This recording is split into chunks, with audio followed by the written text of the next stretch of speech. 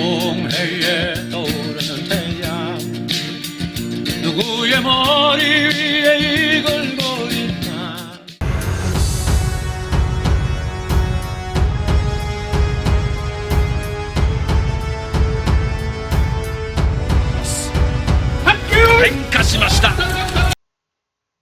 여러분 안녕하십니까. 동력의 해뜨는 나라 가야 그 카라연합TV의 박준호입니다. 여기 보면은 조선, 카라사르, 홀본, 옛날 졸본부여 앞에 분 홀본이죠. 해본, 그리고 한국, 카라쿠니, 그리고 일본. 이것은 모두 같은 의미를 지니면서 다른 말이다. 이런 말이 되겠습니다. 그 뜻은 그런데 하나로서 카라이다. 카라는 해의 땅이라는 뜻입니다. 그러니까 이 조선, 홀본, 한국, 일본이 뜻으로, 즉 훈으로 읽을 때는 카라가 될 수밖에 없다. 여러분 안녕하십니까. 카라연합TV 박준호입니다. 오늘은 카라연합TV가 우리 한국인의 정체성 시발점이라 볼 수 있는 당군 할아버지의 얘기부터 시작하겠습니다. 여기 보면은 당군 할아버지 개천절 10월 3일 한국인의 국경일로 정해져 있죠. 당군 할아버지께서 지금으로부터 반만 년 전에 한국인의 나라 조선을 개창했다. 그걸 기념하는 날이다. 그래서 그 정체성과 관련된 얘기인데요. 오늘의 얘기는. 그래서 오늘의 주제는 지정학과 한국인의 정체성. 도대체 무슨 얘기를 하려고 이런 제목의 주제를 뽑았는가? 시청자 여러분 많이 궁금하실 겁니다. 가만히 제가 고대사부터 현대사까지 그리고 한국인이 미래를 어떻게 개척해 가는 게 좋을 것인가 그림을 모셔가는 과정에서 연구를 하다 보니까는 지정학적 변동과 동아시아의 패권 중심의 변화에 따라서 한국인들의 정체성이 오락가락했다. 이러한 진실을 발견하게 됐습니다. 그래서 그 지정학의 변동, 지금의 현재의 국제정세도 상당히 유동적이고 불안한 상황으로 흘러가고 있는데요.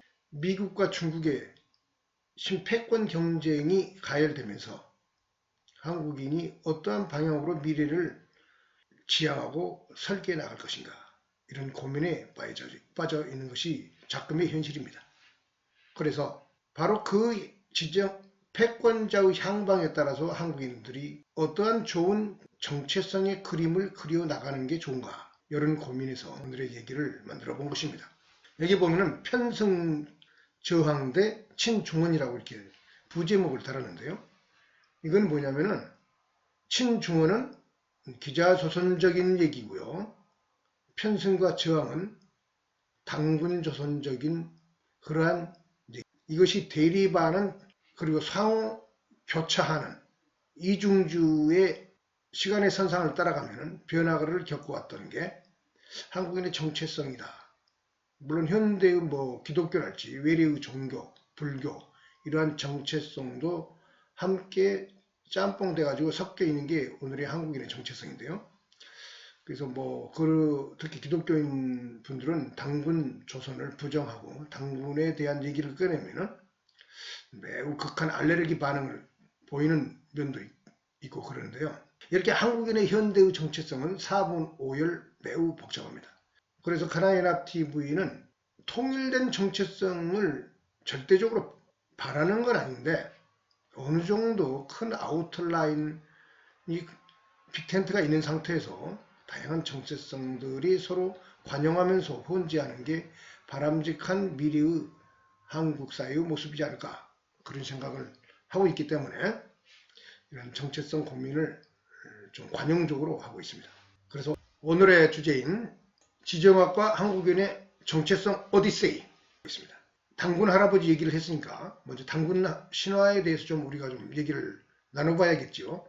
여기 보면은 이런 스님이 쓴 삼국유사에 나오는 당군신화 얘기 첫머리를 잠시 알아보고 얘기를 진행하겠습니다. 여기 한자로 이렇게 쓰여 있는데 밑에를 해석하면은 이 내용이 이렇다는 겁니다.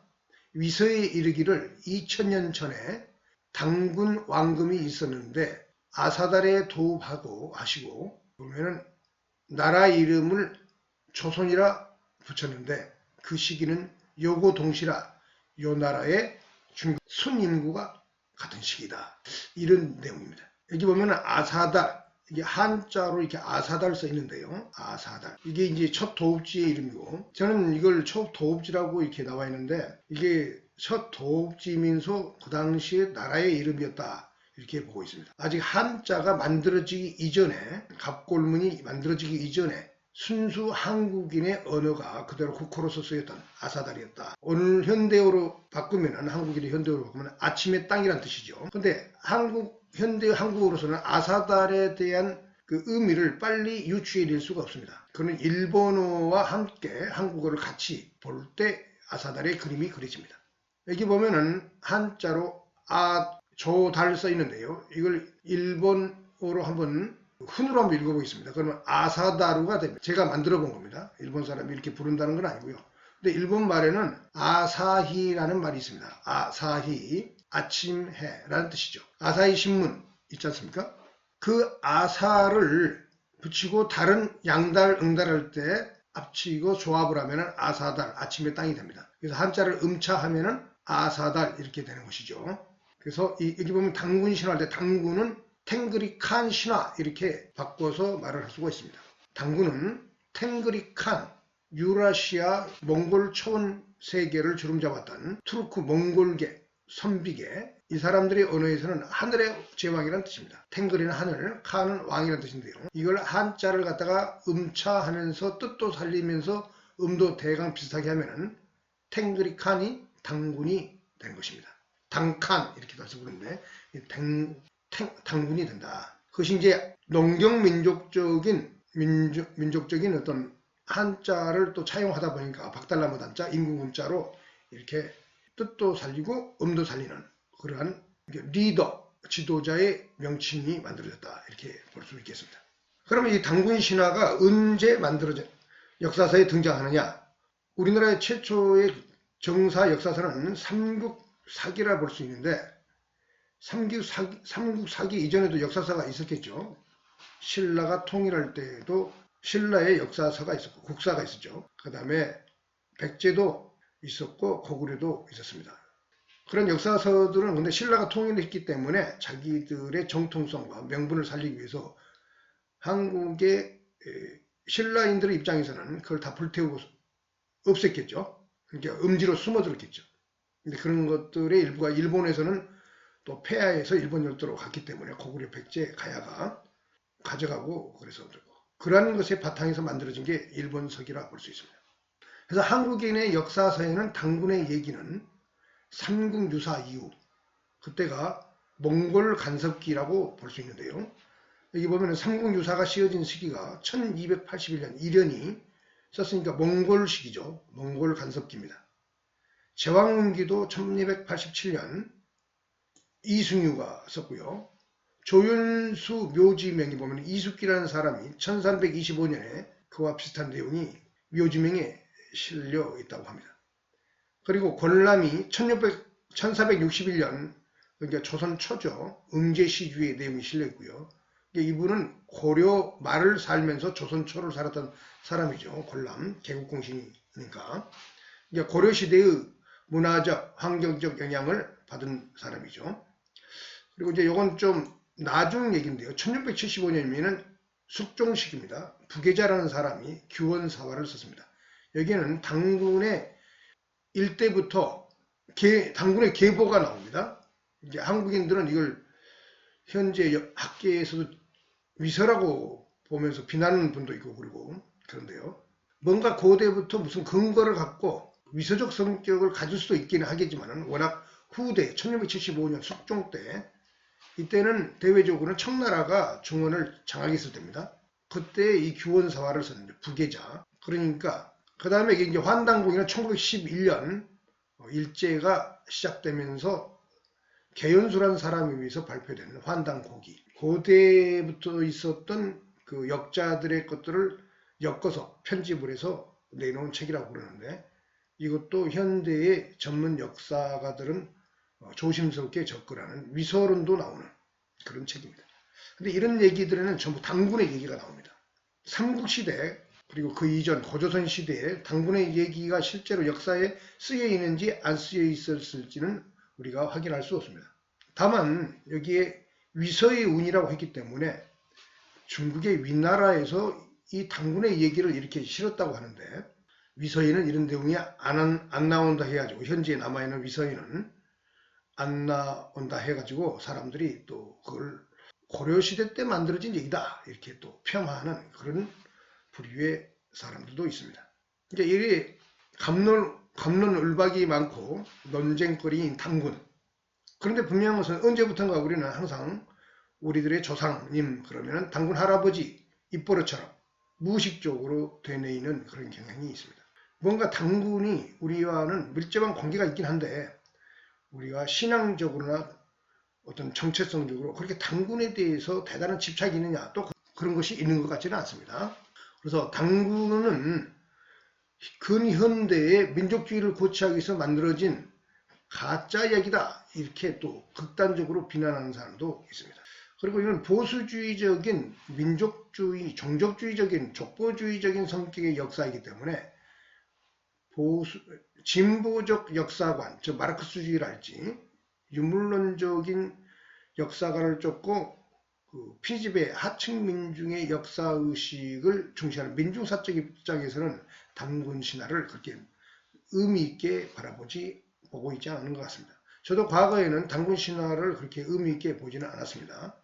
그러나 시대가 아무리 바뀌더라도 국가와 민족이라는 이 현실적인 단위를 우리가 무시해서 살 수 없다는 것을 우리는 현재 미중 패권 전 대결이 가속화되면서 더욱더 실감하게 되었습니다.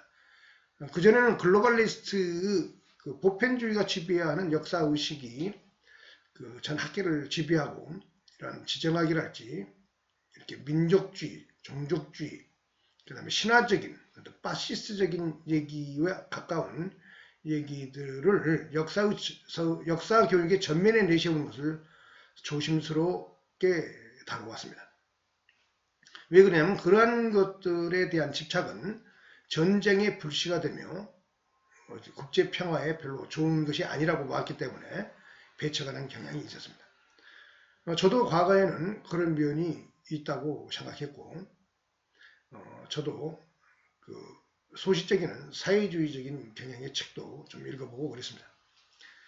그러나 현실은 민족과 국가를 우리가 떠나서는 안전과 보위를 장담할 수 없기 때문에 우리들의 정신세계에서 그 민족주의적인 문제를 마냥 내칠 수는 없다, 이런 생각. 그게 현실주의적인 입장이 되는 것입니다.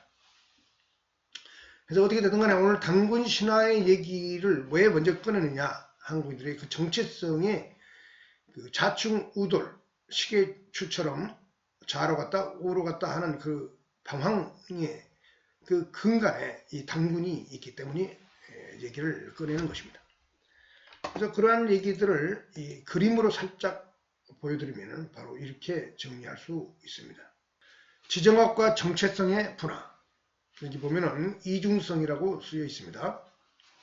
왜 이중성이냐? 한국인의 정신세계의 역사관에 그리고 정체성에 이러한 이중적인 모순적인 구도가 항상 방황하고 있다, 이렇게 말씀드릴 수 있기 때문입니다. 여기에 보면은 정체성이라고 되어 있고, 왼쪽으로 보면 중원. 중원이 패권을 쥐면은 한국인의 정체성에 기자조선적 성격이 부각된다는 것입니다. 정책적으로랄지 역사서를 편찬하는 문제랄지.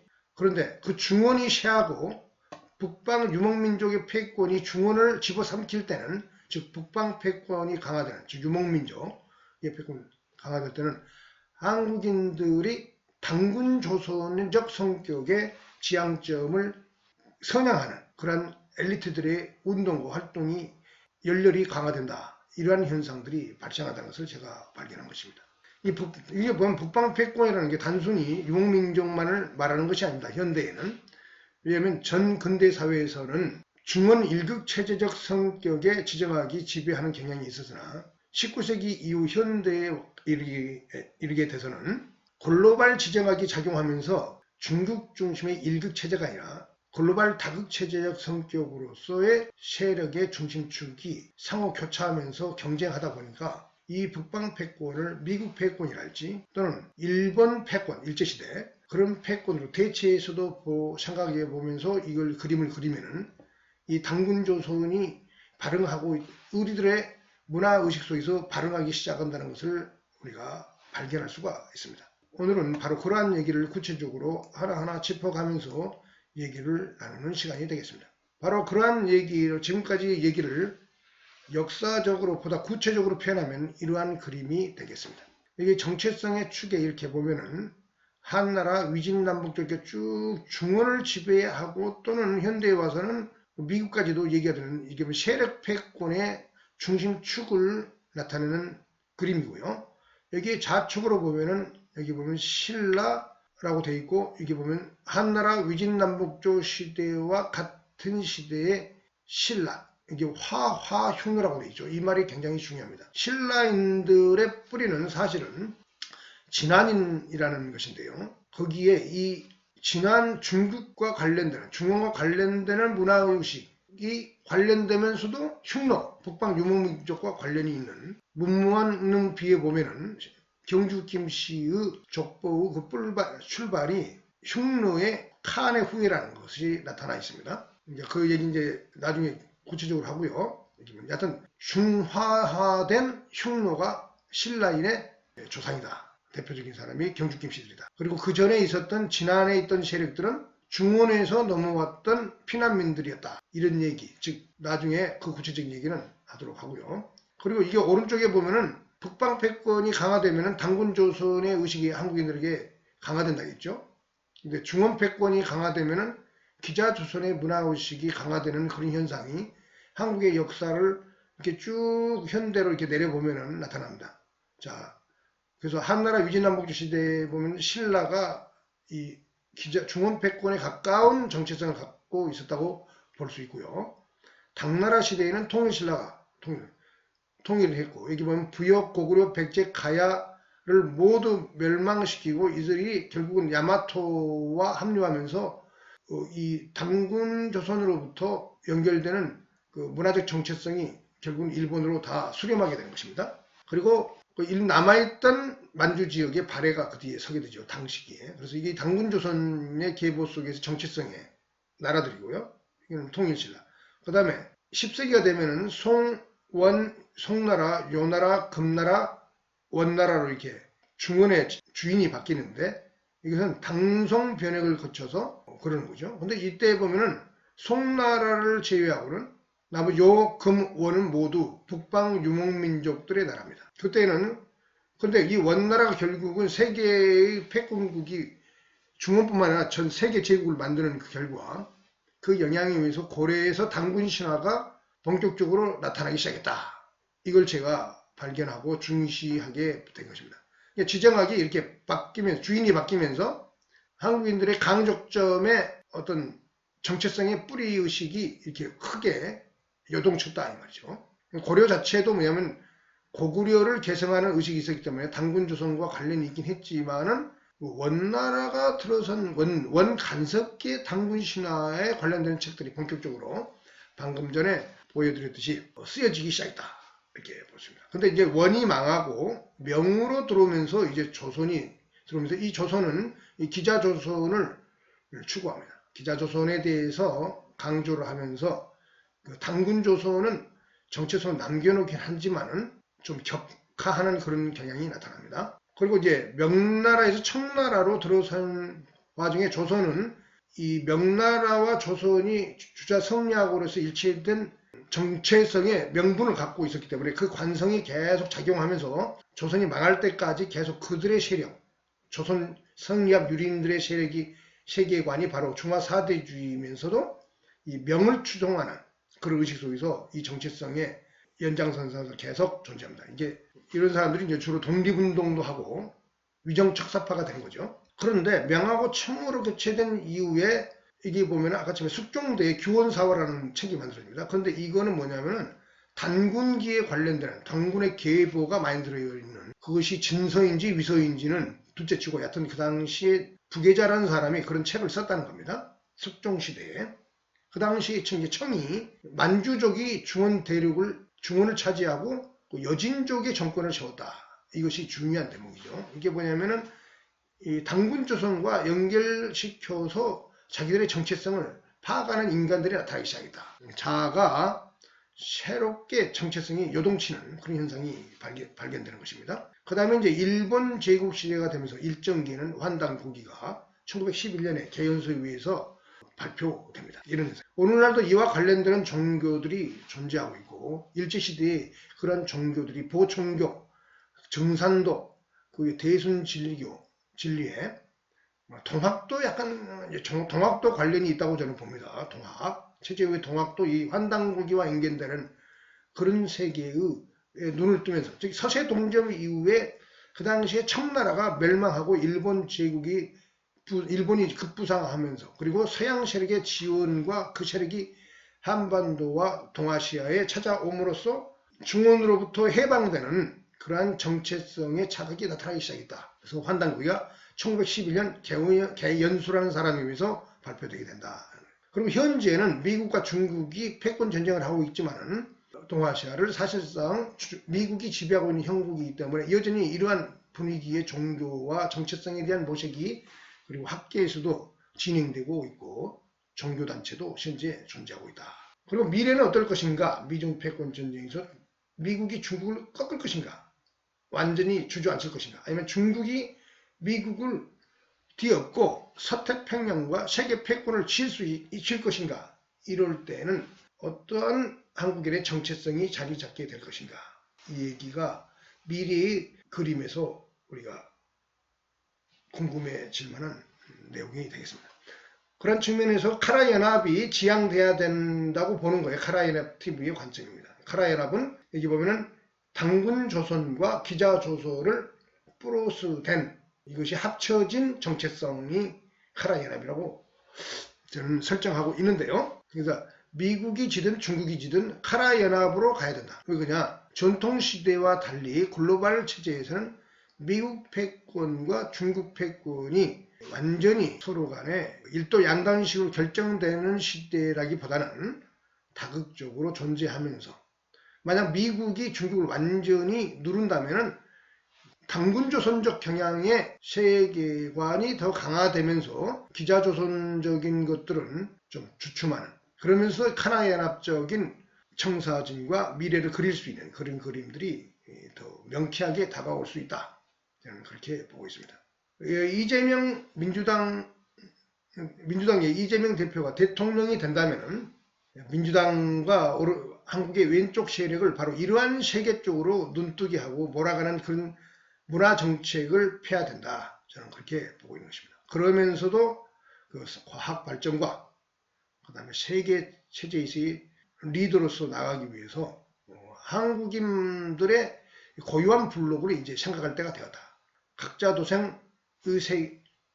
도생과 약육강식, 그 제국주의적인 성격의 그런 분위기가 지금 도사리고 있는 상태에서는 미래의 블록에 대해서 한국인도 이제 고민할 때가 되었다. 그 블록에는 일본과 묶이는 블록, 그러면서 미국과의 동맹을 존속시키는, 그리고 러시아와의 느슨한 연대를 통해서 장기적으로 좋은 그림을 그릴 수 있는 그러한 지혜가 모두가 좌우를 떠나서 한국인 모든 사람들의 뇌 속에 그 에너지가 충만하기를 기대합니다. 일단은 여기까지 개괄적인 얘기, 단군조선과 기자조선의 그 정체성의 이중주가 역사적으로 어떻게 펼쳐져 왔다는 것을 제가 말씀드린 걸로 이 시간을 마무리하겠습니다.